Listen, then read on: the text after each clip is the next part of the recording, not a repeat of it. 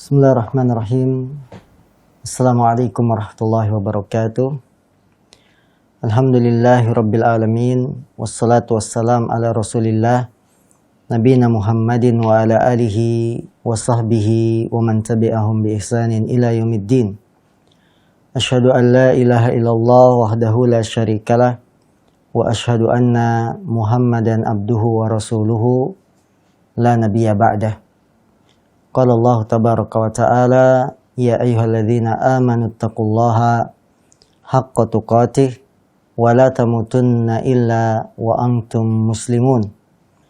Wa qala aidha ya ayyuhan nasu taqu rabbakumul ladzi khalaqakum min nafsin wahidah wa khalaqa minha zawjaha wa batha minhuma rijalan katsiran wa nisaa'a wattaqullaha alladzi tasaaluna bihi wal arham innallaha kana 'alaikum raqiba. Fa inna asdaqal hadis kitabullah wa khairal hadi Muhammadin sallallahu alaihi wasallam wa syarrul umuri muhdatsatuha fa inna kulla muhdatsatin bid'ah wa kulla bid'atin dhalalah wa kulla dhalalatin finnar. Saudara-saudariku kaum muslimin dimanapun Anda berada, alhamdulillah pagi hari yang cerah ini Allah kembali mempertemukan kita dalam majelis ilmu, majelis yang mulia, majelis yang dicintai oleh Allah dan Rasul. Bahwa tidak ada perkumpulan yang terbaik kecuali perkumpulan yang membawa manfaat, dan tidak ada lain kecuali itu adalah majelis ilmu.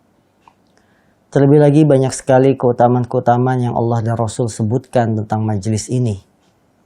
Bahwasanya malaikat mengepakkan sayapnya menaungi para penuntut ilmu. Bahkan ikan-ikan yang berada di lautan memohonkan ampun bagi para penuntut ilmu. Keutamaan yang sangat besar, keutamaan yang sangat luas bagi yang mau menempuh perjalanan menuntut ilmu, yang pada akhirnya dari akhir perjalanan menuntut ilmu adalah kenikmatan yang abadi, kenikmatan yang tidak ada tara, kenikmatan yang tidak pernah dibayangkan.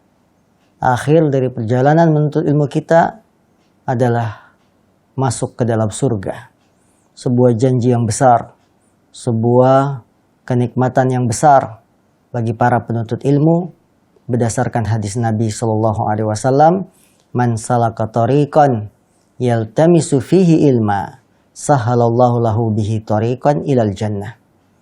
Barang siapa yang menempuh perjalanan dalam rangka mencari ilmu, maka Allah akan mudahkan dia untuk masuk ke dalam surga. Sebuah hadis yang sangat agung, sebuah janji besar bagi para penuntut ilmu bahwa akhir perjalanan kita belajar, Allah akan memberikan kemudahan agar kita masuk surga. Salawat dan salam tidak lupa kita sampaikan kepada Nabi kita Nabi Muhammad Sallallahu Alaihi Wasallam beserta para sahabatnya, kerabatnya, dan pengikutnya yang tetap setia mengikuti beliau hingga akhir zaman nanti. Saudara-saudariku wanita muslimah dimanapun Anda berada, kita masih dalam pembahasan hukum-hukum seputar sholatnya wanita. Hukum-hukum khusus seputar sholatnya wanita. Sudah kami sebutkan dalam pertemuan sebelumnya bahwa wanita itu ketika sholat harus menutupi auratnya, kecuali wajah dan telapak tangan. Kemudian juga kita sebutkan bahwa wanita ketika sholat itu tidak ada azan, tidak ada iqomah. Ya. Ini bila dilakukan bersama jamaah laki-laki, maka tidak boleh yang azan wanita atau yang qomat adalah wanita, karena wanita itu sifatnya harus tertutup, tidak boleh bersuara sehingga menimbulkan fitnah. Hukum yang ketiga yang akan kita sebutkan di pagi hari ini, penulis rahimahullah hafizahullah Syekh Shalih Fauzan, beliau mengatakan, Dzukira fil mughni annal mar'ata tajma' nafsaha fi ruku'i was sujudi badalan minat tajafi. telah disebutkan dalam kitab Al-Mughni, buah karya Imam Ibnu Qudamah, jilid 2 halaman 258.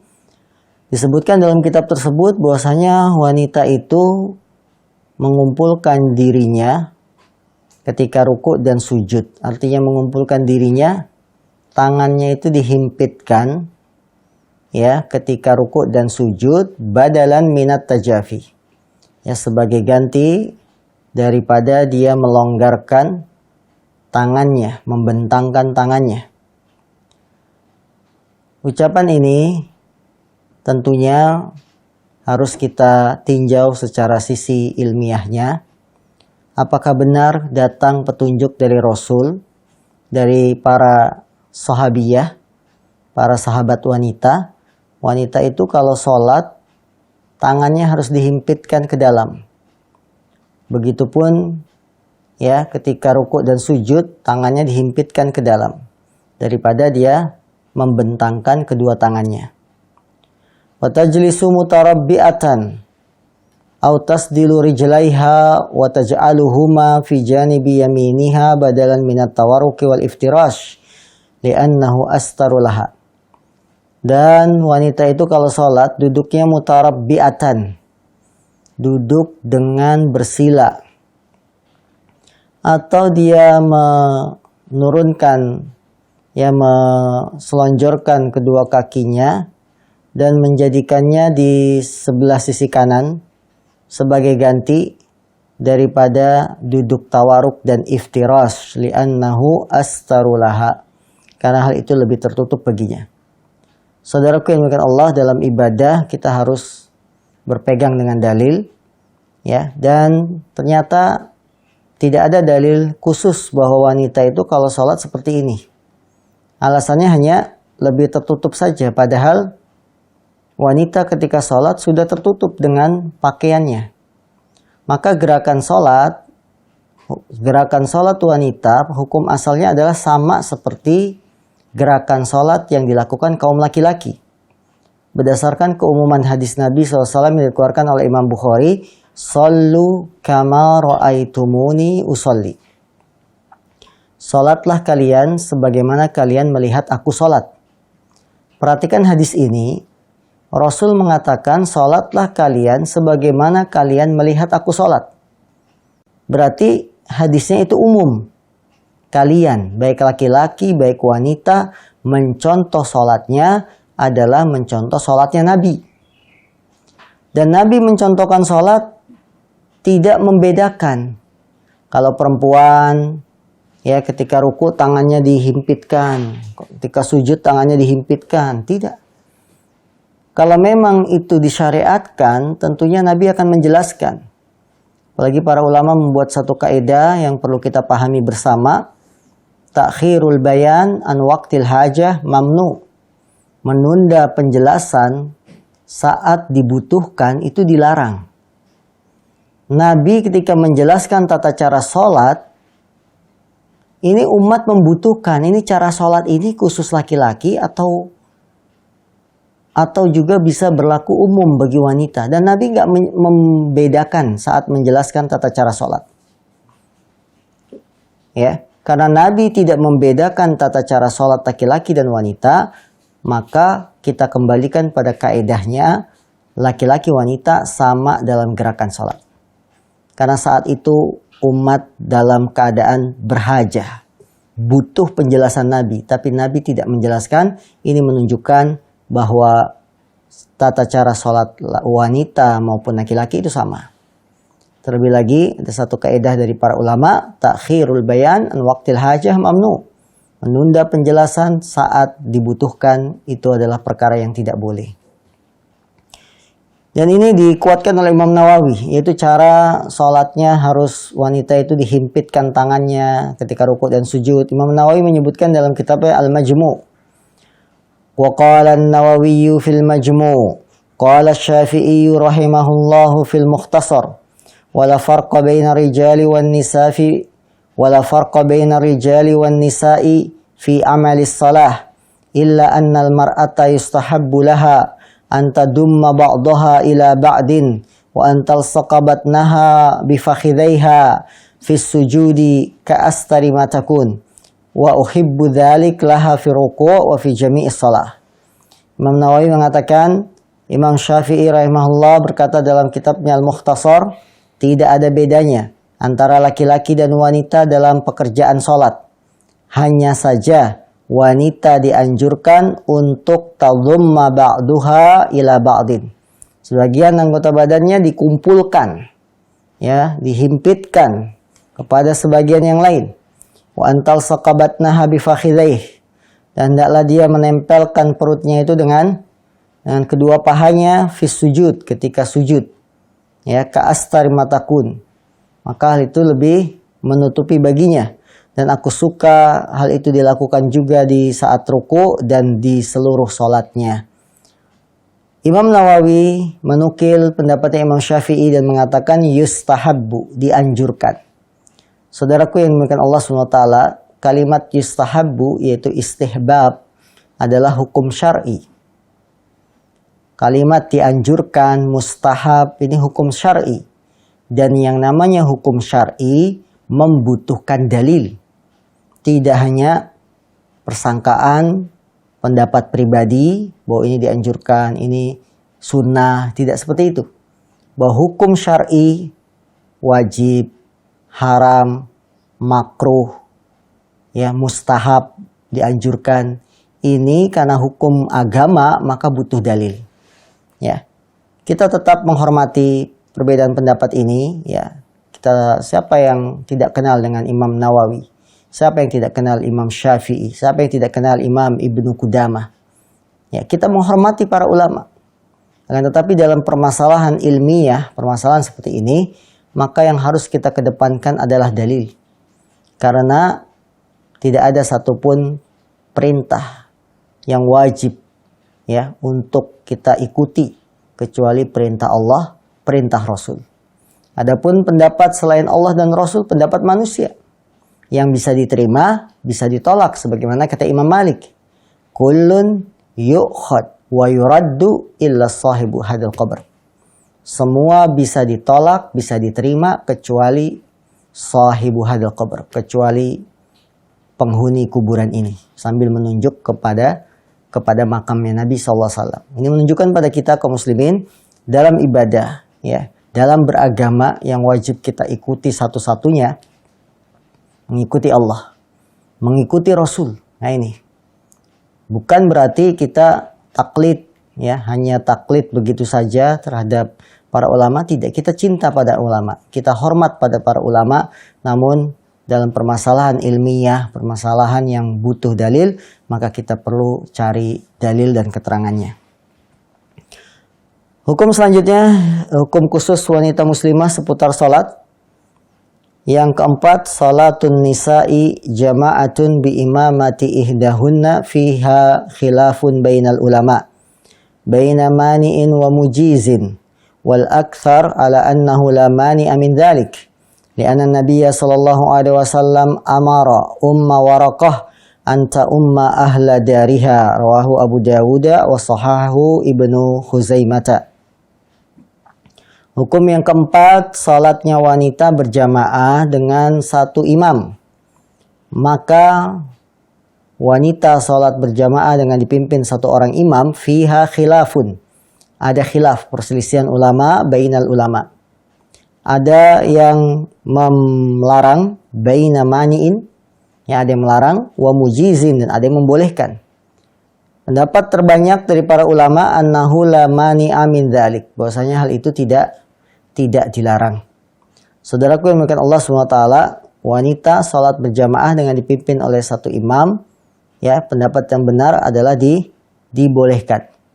Ya, misalkan wanita di rumahnya ada ibunya, ada anak perempuan, ada siapa lagi, kemudian bikin berjamaah di rumah salat dipimpin oleh satu imam, maka hal itu dibolehkan.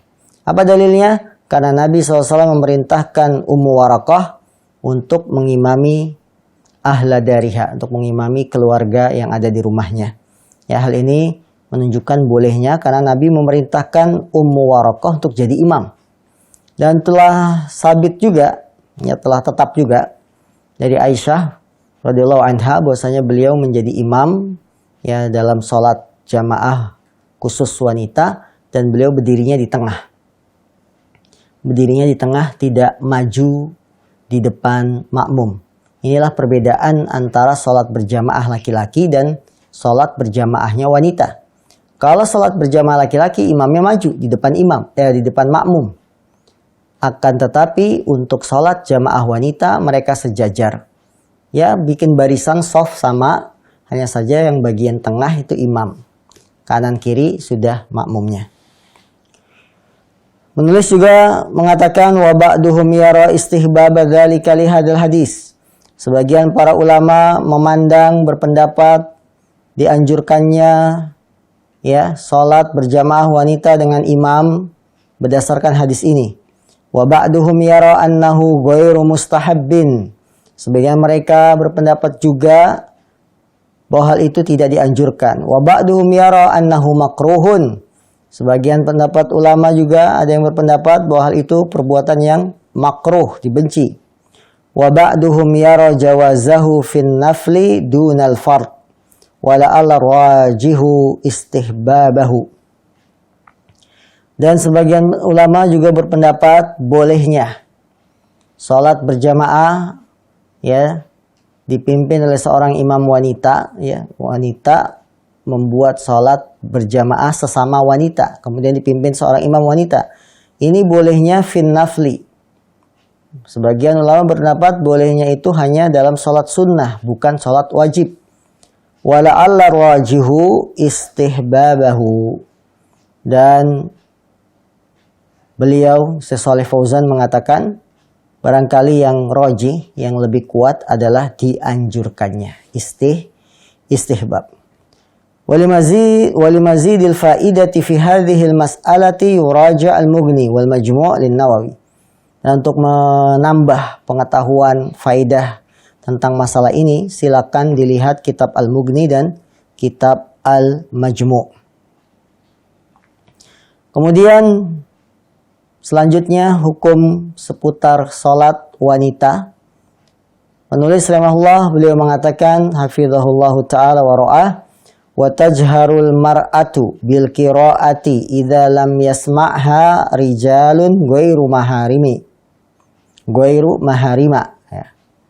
Dan hendaklah wanita mengeraskan bacaannya ketika salat apabila tidak didengar oleh kaum laki-laki yang bukan mahramnya. Saudaraku yang dimuliakan Allah Subhanahu wa taala, wanita boleh mengeraskan bacaan pada salat-salat yang memang diperintah untuk dikeraskan. Seperti salat subuh, salat maghrib, salat isya. Wanita boleh mengeraskan suara idza lam yasma'ha rijalun ghairu maharim. Apabila tidak didengar oleh laki-laki yang bukan mahramnya. Ya. Karena bagaimanapun juga wanita itu harus tertutup. Tidak boleh dia menampakkan suara yang bisa menimbulkan fitnah. Karena itu dalam salat berjamaah yang ada jamaah laki-laki, ada jamaah wanita. Ketika imam salah, wanita boleh tidak ngucapin subhanallah. Imamnya salah, kemudian dari belakang subhanallah. Nah, tidak, tapi kalau imam salah, pada saat salat berjamaah yang ada jamaah laki-laki, ada jamaah wanita, wanita ketika ingin menegur imam salah cukup dengan menepuk punggung telapak tangannya. Kenapa? Tidak boleh mengucapkan subhanallah sebagaimana makmum laki-laki boleh menegur imam dengan ucapan subhanallah. Karena suara wanita itu Masya Allah bisa menghujam hati. Ya, apalagi di antara jamaah makmum yang ada bujang-bujang belum menikah. Ya, 2022 pengen menikah, gagal maning. Gagal maning, gagal lagi.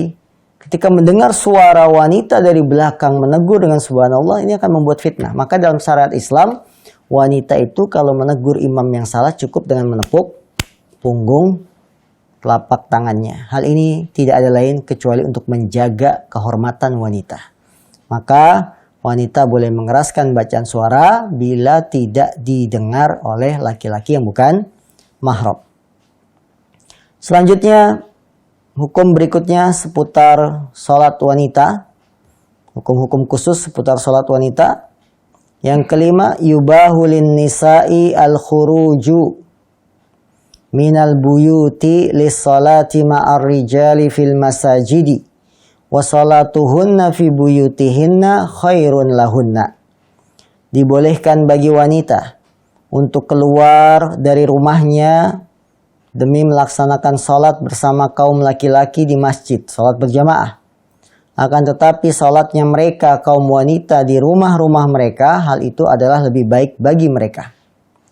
Saudaraku, ukhti muslimah yang dimuliakan Allah Subhanahu wa taala, wanita tidak dilarang untuk sholat berjamaah di masjid bersama kaum laki-laki. Wanita boleh keluar dari rumah menuju sholat berjamaah. Akan tetapi ada syarat-syarat yang harus diperhatikan. Ada syarat-syarat yang harus diperhatikan. Sebagaimana akan datang penjelasannya. Apa dalilnya bahwa wanita itu boleh keluar rumah untuk sholat berjamaah? Faqad rawa Muslimun fi sahihihi anin Nabi sallallahu alaihi wasallam annahu qala la tamna'u ima Allahi masajidallah. Sungguh Imam Muslim telah meriwayatkan dalam kitab sahihnya dari Nabi sallallahu alaihi wasallam bahwasanya beliau bersabda, jangan kalian melarang hamba-hamba Allah, ya budak-budak wanita, untuk berangkat ke masjid-masjid Allah. Hadis ini sangat jelas, ya, jangan kalian para wali, para suami melarang istri-istri kalian, budak-budak wanita kalian untuk berangkat ke masjid. Kalau jangan melarang berarti pemahamannya apa? Dibolehkan, ya. Maka wanita boleh berangkat ke masjid, keluar rumah, ya, dengan dalil riwayat Muslim. Dalil kedua, hadis riwayat Imam Ahmad dan Abu Daud. Rasulullah SAW beliau bersabda, la tamna'un nisa'a an yakhrujna ilal masajidi wa buyutuhunna khairun lahunna. Rasulullah SAW bersabda, jangan kalian melarang para wanita untuk keluar ke masjid, akan tetapi rumah mereka lebih baik bagi mereka. Fabaqa'uhunna fil buyuti wa salatuhunna fiha afdalu lahunna min ajli tasatturi. Maka wanita menetap di dalam rumah dan mereka sholat di dalam rumah, afdalu lahunna, ini lebih afdal bagi mereka kaum wanita, min ajli tasattur, karena hal itu lebih tertutup. Jadi kenapa sholatnya kaum wanita di dalam rumah itu lebih utama, afdol daripada berangkat ke masjid berjamaah? Karena kalau sholat di dalam rumah, at-tasatur, lebih tertutup, astar, ya. Karena kalau dia sholat di dalam rumah, tidak ada yang melihat fisiknya, tidak ada yang melihat pakaiannya di dalam rumah. Namun ketika wanita keluar rumah, pasti ada laki-laki yang melihat kehadirannya di masjid dan seterusnya. Ya, maka kesimpulan dari pembahasan ini bahwa wanita dibolehkan keluar ke masjid untuk sholat berjamaah, ya, dan tidak boleh kita melarang karena Rasul mengatakan la tamna'u ima Allah, kalian jangan melarang hamba-hamba Allah yang wanita untuk berangkat pergi ke masjid, ya, tidak boleh kita larang. Akan tetapi kita berikan pemahaman kepada wanita bahwa rumah kamu sholat di dalam rumahmu itu lebih afdol. Dan berhubungan dengan bolehnya wanita, ya, sholat di masjid, ada beberapa syarat yang harus diperhatikan. Yang pertama, wa idza kharajat ilal masjidi lis-salati fala budda min mura'atil adabi taliyah. Apabila wanita keluar ke masjid untuk sholat, maka harus dia memperhatikan adab-adab berikut ini. Takunu mustatiratan bithiyabi wal hijabil kamil. Syarat adab pertama ketika wanita ingin berangkat ke masjid untuk sholat berjamaah, maka adab pertama hendaklah dia menutup diri seluruh tubuhnya dengan pakaian dan hijab yang sempurna. Allahu Akbar. Jadi para wanita kalau pengen ke masjid pakai baju hijab yang lengkap, ya. Jangan pakai daster, mukenanya dilipat, digulung, ditenteng-tenteng, jalan pakai daster. Tidak boleh. Karena orang pakai daster, terbuka auratnya. Jangan tidak pakai jilbab ke masjid, berangkat untuk sholat berjamaah, sampai masjid baru dipakai mukenanya. Tidak. ketika keluar itu sudah lengkap. Takunu mustatiratan. Hendaklah wanita itu menutupi badannya. Bithiyab dengan pakaian. Wal hijabil kamil. Dengan hijab yang sempurna. Qalat Aisyatu radhiyallahu anha. Kana nisa'u yusallina ma'a Rasulillah sallallahu alaihi wasallam. Thumma yansarifna mutalaffi'atin bimurutihinna ma yu'rafna minal ghalas. Muttafaqun alaih. Aisyah radhiyallahu anha, semoga Allah meridhoinya, dia berkata, dahulu para wanita mereka salat bersama Rasulullah SAW di masjid. Thumma yansarifna, kemudian ketika salat selesai mereka pulang. Mutalaffi'atin bimurutihinna, mereka pulang itu dalam keadaan menutupi badan-badan mereka dengan kain yang luas, ya. Jadi para wanita sahabat mereka pun sholat bersama Rasul. Namun kata Aisyah, ketika sholat selesai, yansorifna, wanita para sahabat itu langsung pulang. Tidak ada begitu salam, masih ngobrol dulu kaum wanita sehingga nanti pulangnya ya berbaur dengan kaum laki-laki sama-sama. Tidak ada. Wanita di zaman sahabat kalau sholat berjamaah bersama Nabi, begitu Nabi mengucapkan Assalamualaikum warahmatullahi wabarakatuh, para wanita langsung keluar. Karenanya Nabi kalau sudah salam, beliau tidak langsung balik ke makmum. Tapi beliau istighfar dengan menghadap kiblat dulu. Apa hikmahnya? Beliau tidak langsung balik menghadap ke makmum, memberikan kesempatan kaum wanita untuk langsung pulang. Ya, Nabi itu kalau habis salam tidak langsung balik ke makmum. Beliau minimal baca Astagfirullah, astagfirullah, astagfirullah, Allahumma antas salam, minkas salam, tabarak tayadal jalali wal ikram. Itu tujuannya, sampai situ Nabi masih menghadap kiblat, agar jamaah wanita segera keluar. Kemudian yang menarik lagi kata Aisyah, ketika mereka wanita setelah selesai sholat langsung pulang, mutalaffi'atin bimurutihinna. Mereka menutup badannya dengan kain-kain yang lebar. Sehingga kata Aisyah, ma yu'rafna minal golas. Tidaklah mereka kaum wanita yang ikut sholat bersama Nabi tidak ada yang kenal. Karena keadaannya masih gelap. Ya, udah gelap, make kain nutup semua.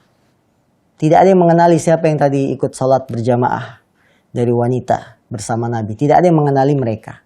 Ya, ini menunjukkan bahwa wanita kalau sholat berjamaah di masjid harus menutupi seluruh badannya dari mulai depan rumah dia keluar sudah harus menutupi. Bukan sampai masjid baru dipakai jilbabnya, baru dipakai mukenanya. Ini keliru.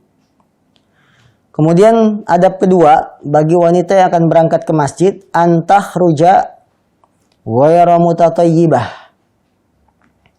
Hendaklah wanita keluar rumah tanpa memakai minyak wangi, tanpa memakai parfum. Ingat, tidak pakai minyak wangi. Minyak wangi parfum adalah yang baunya semerbak. Semerbak itu apa ya? Menyebar.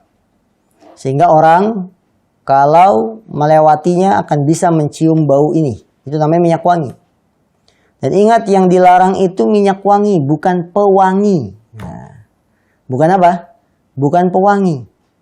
Maka wanita muslimah misalkan mencuci baju ketika bilasan terakhir dikasih pewangi. Kemudian bau wanginya ini menempel di baju, dipakai sholat ke masjid. Maka boleh karena dia pewangi. Pewangi itu sifatnya tidak semerbak. Orang bajunya pakai pewangi itu tidak akan tercium oleh orang yang melewatinya. Beda dengan parfum. Kalau parfum begitu semprot-semprot baunya akan semerbak, menyebar. Ya, beda dengan pewangi. Maka wanita muslimah ketika keluar rumah untuk sholat berjamaah di masjid tidak boleh pakai parfum dan minyak wangi. Liqaulihi sallallahu alaihi wasallam, berdasarkan sabda Nabi sallallahu alaihi wasallam, la tamna'u ima Allahi masajidallah wal yakhrujna tafalatin, rawahu Ahmad wa Abu Daud, wa makna tafalat ay ghayra mutatayyibat. Berdasarkan hadis Nabi SAW, janganlah kalian melarang para hamba-hamba Allah wanita untuk berangkat ke masjid dan hendaklah mereka keluar rumahnya dalam keadaan tidak memakai minyak wangi. Kemudian juga dari hadis Abu Hurairah, an Abi Hurairah radhiyallahu anhu qala Rasulullah sallallahu alaihi wasallam, ayyuma imra'atin asabat bukhuran fala tashhadna ma'ana al-isya'a al-akhir. Rawahu Muslim wa Abu Dawud. Dari Abu Hurairah, semoga Allah meridhoinya, bahwasanya Rasulullah SAW bersabda, wanita mana saja yang memakai parfum, bukhur, maka janganlah dia menyaksikan sholat isya bersama kami. Lihat, wanita yang pakai parfum jangan pergi ke masjid sholat isya bersama kami. Warawa Muslimun min hadisi Zainab imra'ati bin Mas'ud, idza syahidat ihdakunnal masjida falatamassa tiban. Dan juga Imam Muslim telah meriwayatkan dari hadis Zainab, istrinya Ibnu Mas'ud. Beliau mengatakan, apabila wanita menyaksikan sholat, menghadiri sholat di masjid, falatamassa tiban, maka janganlah dia memakai minyak wangi. Ya, jangan dia memakai minyak wangi. Qala al-Imam Syaukani fi Nailil Autar. Imam Syaukani berkata dalam kitabnya Nailul Autar, fihi dalilun ala anna khurujan nisa'i ilal masajidi innama yajuzu idza lam yashab dzalika ma fihi fitnatun wa ma huwa fi tahrikil fitnati nahwal bukhur. Imam Syaukani mengatakan di dalam hadis ini terdapat dalil bahwasanya keluarnya wanita ke masjid hanyalah dibolehkan bila tidak bersamanya ada fitnah, ya, atau apa yang bisa membangkitkan fitnah seperti memakai parfum. Wa qala wa qad hasala minal ahadis annal idna lin nisa'i minar rijali ilal masajidi idza lam yakun fi hurujihinna ma yad'u ilal fitnati min tibin aw huliyin aw ayyi zinatin. Beliau juga mengatakan sungguh telah didapat dari hadis-hadis penjelasan bahwasanya izinnya wanita dari laki-laki yang mengizinkan untuk bisa berangkat ke masjid ini apabila keluarnya wanita dari rumah ke masjid tidak mendorong terjadinya fitnah seperti memakai minyak wangi atau pakai perhiasan atau pakai apapun, ya. Maka para wanita muslimah ketika Anda sholat berjamaah di masjid tidak boleh memakai minyak wangi. Bolehnya pakai apa? Pakai minyak GPU. Bolehnya pakai apa lagi? Minyak telon. Boleh. Minyak kayu putih. Boleh. Karena bukan minyak wangi, ya. Atau pakai remason. Tahu remason? Balsem, ya. Orang yang menciumnya, wanita ke masjid kecium bau balsem, tidak akan terfitnah, yakin. Bahkan bisanya apa? Menolong, ya, karena orang ini lagi sakit. Baik. Kemudian panjang pembahasan berikutnya, maka kami cukupkan sampai sini dan insyaallah kita sambung di pekan yang akan datang. Wallahu a'lam. Nah. Baik, jazakumullah khairan pada Ustaz atas ilmunya. Mudah-mudahan Allah selalu memberikan kesehatan dan keberkahan kepada Ustaz. Baik, para pemirsa Ahsan TV, itulah tadi pembahasan kita di pagi hari ini, yaitu pembahasan kitab Diktat Ahkamun Nisa dengan tema sholat wanita muslimah. Dan alhamdulillah para pemirsa Ahsan TV, seperti biasa di sesi kedua ini kita akan membuka atau mengajak kembali para pemirsa untuk berpartisipasi dalam sesi tanya jawab. Anda bisa memberikan pertanyaan Anda secara langsung di nomor 0811 9007912 ataupun bagi para pemirsa yang ingin bertanya melalui WhatsApp atau pesan singkat, Anda bisa bertanya di nomor 0811 9007913. Tapi sebelum itu kita akan jeda terlebih dahulu. Jangan kemana-mana. Bismillahirrahmanirrahim. Apa dalil bahwasanya kehidupan akhirat sulit? Dalam beberapa hadis sahih, apa ini yang diinginkan Nabi SAW untuk kita ambil pelajaran? Apa yang antum takutkan sebelum menikah sekarang kenyataan ada nggak? Nggak ada. Apalagi yang lebih lemah daripada ini? Maksudnya gimana? Ada cewek lihat kita, cantik, terus ngapain? Ya sudah, cantik aja terus apa yang lewat begitu saja punya orang. Saat ini saya berada di tepi kawah Tangkuban Perahu. Cuma sayang, kenapa tidak hidup dengan sebab kita? Kenapa kita biarkan orang-orang? Kenapa kita rela jadi penonton? Hadhihi uzunun. جزاء الإحسان إلا الإحسان.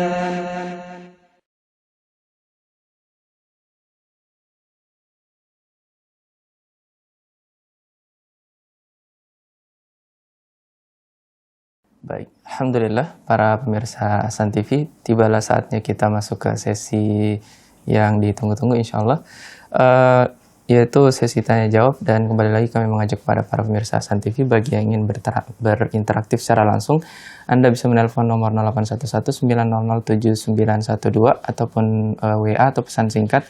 Anda bisa menghubungi nomor 0811-900-7913. Baik, Alhamdulillah sudah terhubung dengan pemirsa. Kita angkat terlebih dahulu. Halo. Halo, dari Bapak Saleh Haji di Bengkulu. Baik, Bapak Saleh Haji di Bengkulu, silakan pertanyaannya, Bismillah. Pak. Assalamualaikum warahmatullahi wabarakatuh, Ustaz. Waalaikumsalam warahmatullahi Ya, wabarakatuh. semoga pengarang kitab, Ustaz, kita semua dan kaum muslimin diampuni segala dosanya, diberikan kebaikan dan keselamatan di dunia dan di akhirat. Amin. Amin. Ustaz, tadi dijelaskan perbedaan atau kekhususan sholat bagi wanita, yaitu dalam mengingatkan imam dengan cara menepukkan tangan.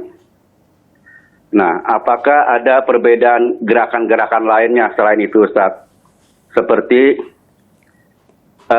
posisi tangan saat ruku.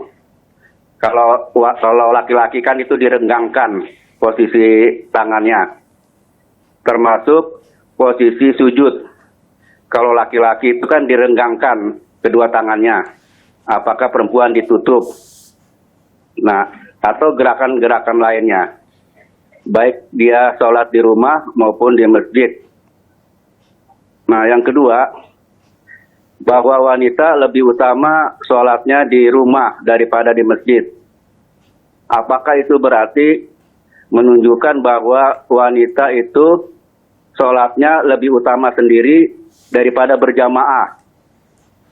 Nah, jadi tidak ada kewajiban sholat berjamaah, tidak ada keutamaan berjamaah bagi wanita. Jadi sholatnya sendiri di rumah. Begitu, lebih utama daripada berjamaah di rumah. Itu Ustaz, syukron, jazakumullah khairan, barakallahu fikum. Wassalamualaikum warahmatullahi wabarakatuh. Waalaikumsalam warahmatullahi wabarakatuh. Nah, baik, Bapak Saleh Haji, alhamdulillah beliau telah bergabung bersama kami di pagi hari ini. Yang pertama, bahwa ketika wanita ingin mengingatkan imam yang salah, cukup dengan menepuk punggung tangannya. Apakah ada perbedaan gerakan-gerakan lain dalam sholat? Ya, kalau tadi mengingatkan imam jelas berbeda. Laki-laki, makmum laki-laki mengingatkan imam salah dengan mengucapkan subhanallah. Tapi makmum wanita mengingatkan imam yang salah tidak dengan ucapan subhanallah, tapi dengan menepuk punggung telapak tangannya. Apakah ada perbedaan gerakan yang lain? Ya, dan kami sudah menyampaikan tadi bahwa penulis menyinggung masalah ini. Penulis telah menyinggung masalah ini dengan menyebutkan bahwa Imam Ibnu Qudamah dalam kitab yang Mughni menyebutkan bahwa wanita itu dianjurkan ketika ruku untuk dirapatkan kedua tangannya. Begitupun ketika sujud, tidak direnggangkan. Ini yang disebutkan oleh Imam Ibnu Qudamah, Imam Nawawi dalam kitabnya Al-Majmu'. Namun, tadi kami sudah jelaskan bahwa hukum asalnya, gerakan laki-laki di dalam sholat, gerakan wanita di dalam sholat, hukum asalnya sama. Karena hadis Nabi mengatakan, sholatlah kalian sebagaimana melihat aku sholat. Nabi mengucapkan hadis ini itu di hadapan para sahabat. Sholatlah kalian sebagaimana kalian melihat aku sholat. Nabi tanpa membedakan. Nabi tidak membedakan antara laki-laki wanita. Tapi Nabi hanya mengatakan, sholatlah kamu sebagaimana kalian melihat aku sholat. Karena hadisnya umum, sholatlah kalian sebagaimana kalian melihat aku sholat, maka hal ini berlaku bagi laki-laki, berlaku bagi wanita. Dan kita lihat praktek sholatnya Nabi seperti apa. Karena kita diperintah untuk mencontoh Nabi Muhammad SAW. Akan tetapi kami ingatkan juga tadi bahwa kita tetap menghormati ulama, kita tetap mencintai para ulama, namun kebenaran lebih kita cintai. Karena tidak ada satupun perintah kewajiban untuk mengikuti kecuali mengikuti Allah dan Rasul. Ya, terlebih lagi tadi ada kalimat yustahab, dianjurkan. Nah, hukum dianjurkan ini adalah hukum agama. Kalau kita bicara hukum agama, maka harus pakai dalil. Dan tidak ada dalilnya bahwa wanita kalau sujud tangannya dirapatkan, dihimpitkan, ruku harus begitu, tidak ada dalilnya. Ya, maka karena kita bicaranya tentang ibadah, hukum agama, kembalilah pada dalil, dan dalilnya umum. Salatlah kalian sebagaimana kalian melihat aku salat. Ini berlaku bagi laki-laki dan juga wanita. Allah alam. Pertanyaan kedua, apa tadi? Apakah wanita lebih utama sendiri di rumah dibandingkan berjamaah di masjid? Bahwa Nabi mengatakan jangan kalian larang wanita-wanita untuk berangkat ke masjid. Dan rumah mereka lebih afdol bagi mereka. Hal ini menunjukkan, hadis ini, pertama, sholat berjamaah bagi wanita tidak wajib. Sholat berjamaah bagi wanita di masjid itu tidak wajib. Bahkan mereka sholat sendirian di rumah itu lebih afdol. Kedua, hadis ini menunjukkan bahwa pahala yang didapat wanita sholat sendirian di rumah lebih besar daripada wanita yang sholat berjamaah di masjid. Kalau wanita ikut sholat berjamaah di masjid dapat 27 pahala, maka wanita yang sholat sendirian di rumah pahalanya lebih dari 27. Karena Nabi mengatakan, وَبُيُوتُهُنَّ أَفْضَلُ. Ya, rumah mereka khairun lahunna, lebih baik bagi mereka untuk sholat di dalamnya. Karena wanita sholat di dalam rumah lebih tertutup. Naam, Allah alam. Jazakumullah khairan kepada Ustaz atas jawabannya, mudah-mudahan bisa dipahami bagi yang bertanya. Kita lanjut ke pertanyaan selanjutnya, Ustaz. Assalamualaikum warahmatullahi wabarakatuh, Ustaz. Dari Ramadan di Kalimantan Tengah. Ustaz, bagaimana cara sujud bagi wanita yang diajarkan Nabi SAW? Jazakumullah khairan. Baik, saudaraku di Kalteng, bahwa sujudnya wanita yang diajarkan Nabi SAW sebagaimana Nabi mengajarkan sujud bagi laki-laki. Telah tetap dari hadis-hadis bahwa Rasulullah SAW ketika sujud menempelkan 7 anggota sujud. Apa saja 7 anggota sujud? Kening dan hidung. Ya, ini harus nempel. Jangan keningnya nempel, hidungnya tidak nempel. Atau hidungnya nempel, keningnya tidak. Ini yang pertama, anggota sujud. Kening dan hidung. Yang kedua adalah ini. Apa namanya? Telapak tangan. Kanan kiri. Nempel ke tanah, ke lantai. Ya. Tadi kening dan hidung 1. Tangan, telapak tangan kanan kiri 2, 3. Kemudian lutut 4, 5. Lutut harus nempel ke tanah, ke lantai. Jangan ketika sujud lutut kiri nempel, lutut kanan diangkat. Lutut kanan nempel, lutut kiri diangkat. Kemudian yang 6, 7, tadi kan 3, 4, 5 ya. 6, 7-nya apa? Ujung-ujung kaki. 2 kanan kiri, ini nempel di lantai. Itulah 7 anggota sujud yang harus kita tempelkan di lantai, di tanah ketika kita sujud. Ya, berdasarkan hadis dari Ibnu Abbas, aku diperintahkan untuk sujud di atas 7 anggota sujud. Ya.